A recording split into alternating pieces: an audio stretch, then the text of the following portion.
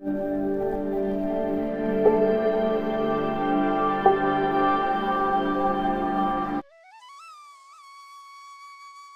गांव में शिव अपनी पत्नी गीता के साथ रहता था। शिव मिट्टी के घड़े बनाकर अपने घर का गुजारा करता था। शिव को ज्यादा आमदनी नहीं होती थी, जिसके कारण उसकी पत्नी गीता हर समय उससे चिड़ी चिड़ी सी रहती थी। और फिर एक दिन गीता शिव से कहती है कि उसको सोने के झुमके चाहिए। गीता शिव को बताती है कि उसकी सहेली राधा कल सोने के झुमके पहनकर आई थी, इसीलिए आज उसको भी सोने के झुमके चाहिए। अगर वो उसको सोने के झुमके लाकर नहीं देगा तो वो इस घर में नहीं रहेगी। शिव गीता को समझाता है कि वो उसको इस समय सोने के झुमके नहीं दिला सकता।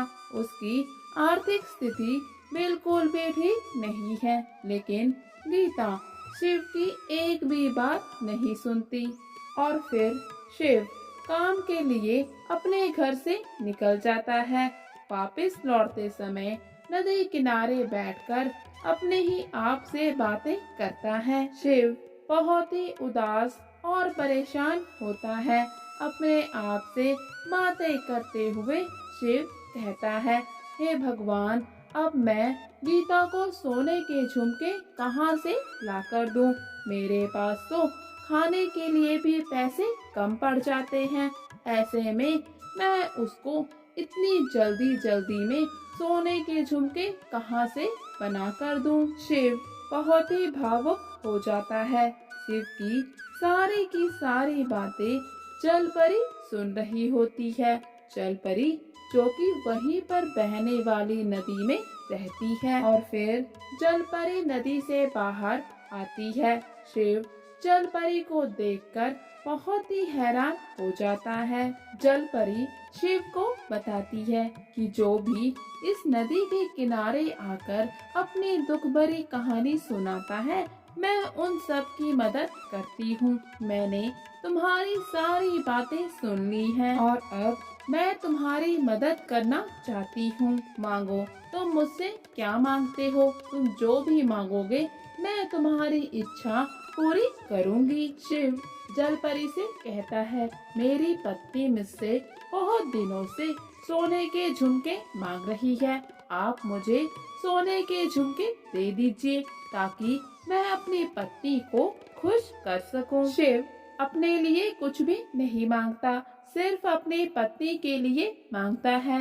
जल परी शिव को सोने के झुमके देकर बोलती है, शिव, अगर तुम्हें किसी भी चीज की जरूरत हो तो इसी नदी किनारे आकर मुझे 3 बार पुकारना। मैं तुम्हारी मदद के लिए जरूर आऊंगी। सोने के झुमके लेकर शिव अपने घर की ओर चल देता है।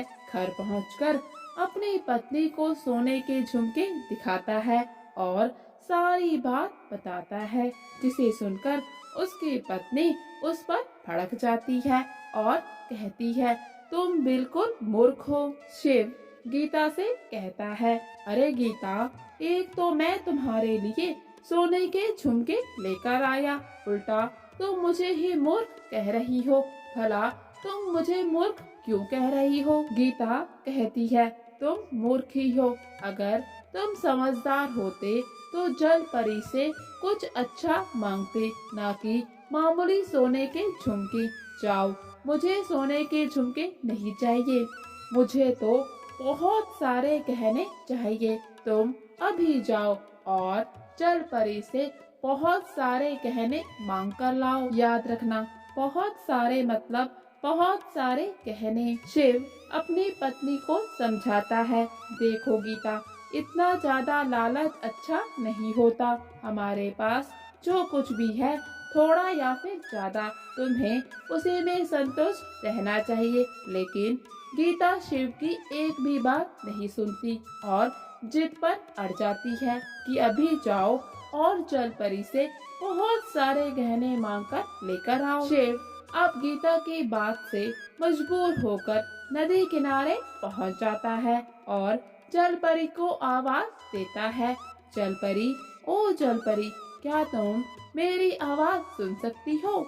इतने में जल परी बाहर आ जाती है और पूछती है, बोलो शिव, मैं तुम्हारी क्या मदद कर सकती हूँ? शिव जल परी से कहता है, उसकी पत्नी को बहुत सारे सोने के गहने चाहिए। शिव की बात सुनकर जल परी कहती है, तुम्हारी पत्नी को अगर मैं बहुत सारे जेवर दे भी दूं, फिर भी वो संतुष्ट नहीं होगी। शिव ये सुनकर थोड़ा उदास हो जाता है और कहता है, तो क्या फिर आप मुझे गहने नहीं देंगी? जल परी शिव से कहती है, नहीं, मैं तुम्हें गहने तो नहीं दे सकती, लेकिन हाँ, मैं तुम्हें ये जादुई मिट्टी देती हूँ।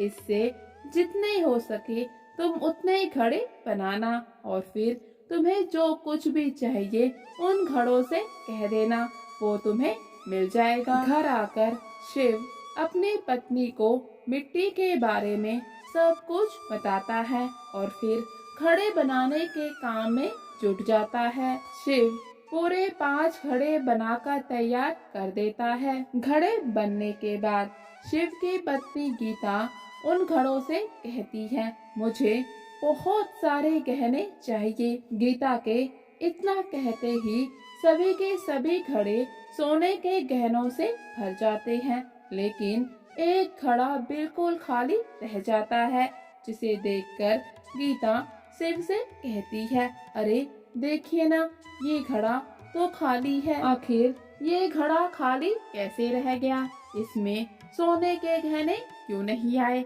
शिव गीता को समझाता है, देखो, तुम्हारे 4 घड़े सोने के गहनों से भरे पड़े हैं। अगर एक घड़ा खाली भी है तो क्या हुआ? इतना लालच अच्छा नहीं है। लेकिन गीता को शिव की बातें बिल्कुल भी समझ में नहीं आती। वो अपना लालच छोड़ने के लिए बिल्कुल भी तैयार नहीं होती और उस खाली पड़े घड़े को भरने की जिद करने लगती है।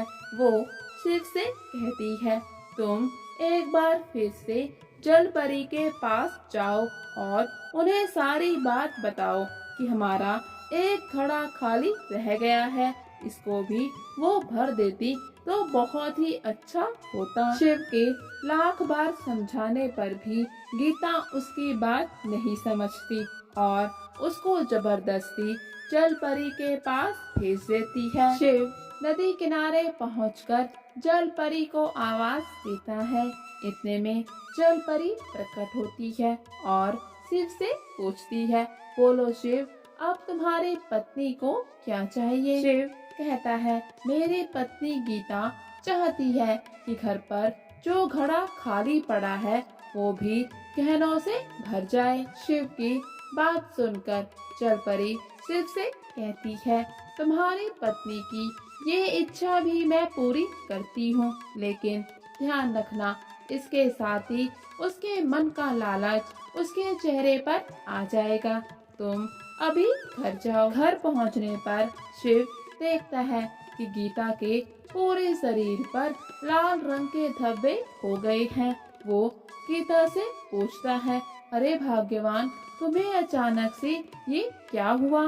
गीता कहती है, मैं नहीं जानती, ना जाने अचानक से मेरे चेहरे और शरीर में ये लाल रंग के धब्बे क्यों हो गए। शिव उसे बताता है, ये सब तुम्हारे लालच की सजा है। मैंने तुमसे कहा था कि ज्यादा लालच अच्छा नहीं होता, लेकिन तुमने मेरी एक भी बात नहीं सुनी। इसके बाद गीता अपने आप पर बहुत ही शर्मिंदा होती है।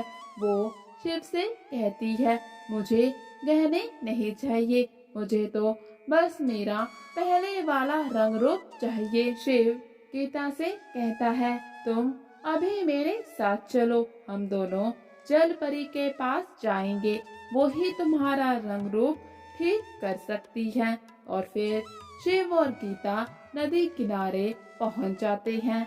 शिव जल परी को आवाज देता है, लेकिन बहुत पुकारने पर भी जल परी नहीं आती। फिर शिव जल परी से कहता है, जल परी, मैं कब से पुकार रहा हूँ, लेकिन आप नहीं आती, मैं इस बार अपने लिए कुछ मांगना चाहता हूँ। और फिर तभी जलपरी वहाँ पर आ जाती है।